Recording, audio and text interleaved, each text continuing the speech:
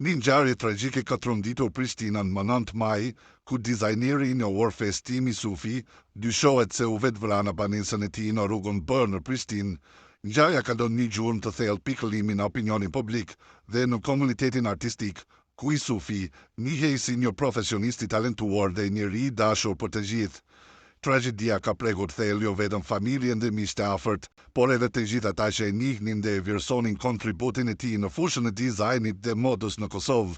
Me një reagim prekës në Instagram, Rina, bashkëshortja e ndjerë e Festimit, ka publikuar një fotografi me të në Insta Story, duke i dhënë lam të mirën me fjalë të dhimbshme. Prehuishet tjera jam. Humbja jote e papritshme na ka lënë me dhimbje të papërshkrueshme. Të du e të kujtoj si njëri të mirë të buzëqeshur si ishe. Varrimi i Festimit Sufit u bë sot, më 10 maj 2025, në varrezat e Gjilanit me njëherë pas namazit të ikindis. Lajmi për ndarjen nga jeta të Festimit ka shkaktuar një varë reagimesh në rrjetet sociale ku shumë artistë, miq dhe qytetarë kanë shprehur ngushëllime dhe kujtime për njeriu që la pas trashëgimi të vlefshme në industrinë kreative.